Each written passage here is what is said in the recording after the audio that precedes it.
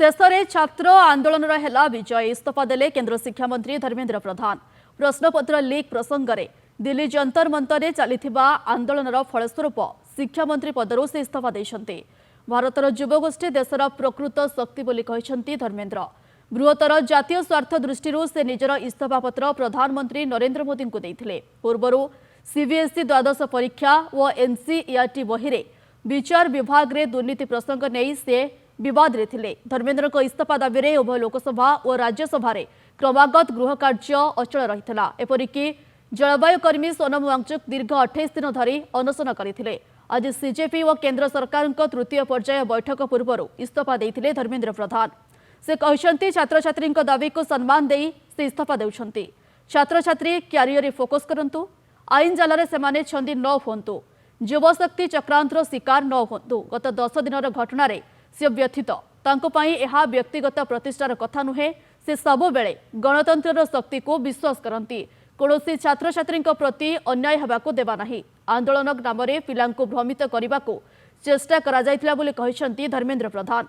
गत 2021 रे प्रथमे शिक्षा मंत्री भाव दायित्व नहीं धर्मेंद्र। पुणी थे 2024 रे से ही विभाग संभाली। And that is a lesson for every ruler of this country from now to forever. You have to listen to the will of the people. In this country, this is a democracy. The will of the people is paramount. There is nothing above it. No human being, no single leader, no dictator, no force can stop the will of the Indian people. Today, this has been proved by our students, by our young people. And they have stood there regardless, everywhere, not just in Delhi, across India. They have not cared about any political party, anybody who is trying to make politics out of it, anything. They have not cared. They have stood for what they believed was right.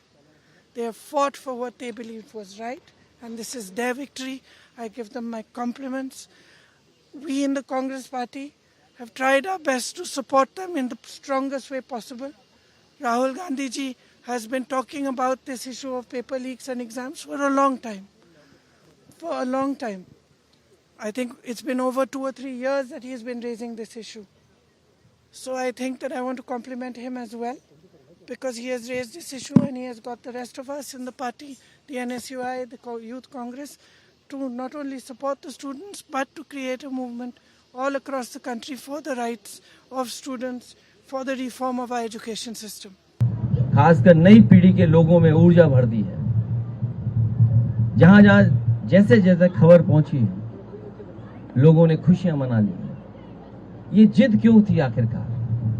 अगर यही करना था तो बच्चों से बात करके बुला करके ये फैसला पहले ही ले लिया जा सकता था, और तब ले लेना चाहिए था, क्योंकि जब बच्चों की जान गई है कईयों की, और सरकार ने खुद स्वीकार किया था कि परीक्षा का पेपर लीक हुआ है, आपने अधिकारी बर्खास्त किए, आप मैनेजमेंट के लिए लगे रहे। ये बड़ी जीत है नई पीढ़ी के लोगों की। जब से देश में भारतीय जनता पार्टी की सरकार आई है तो हमारे बच्चों के पेपर सेल होने लग गए थे, लीक कर दिए जाते थे, पेपर बेच दिए जाते थे, और उसके खिलाफ देश भर के लाखों बच्चे सड़कों पे आए। और आज मैं समझता हूं हमारे लाखों बच्चों की जीत हुई है और देश का अहंकारी राजा का अहंकार टूट गया है और भारतीय जनता पार्टी का पतन स्टार्ट हो गया है। आज के बाद यही बच्चे जो प्रोटेस्ट कर रहे थे, यही देश का जुबा, जब किसी भी स्टेट की इलेक्शन आए या नेशनल इलेक्शन आए, तब भारतीय जनता पार्टी को करारा जवाब भी देंगे वोट की जरूरत।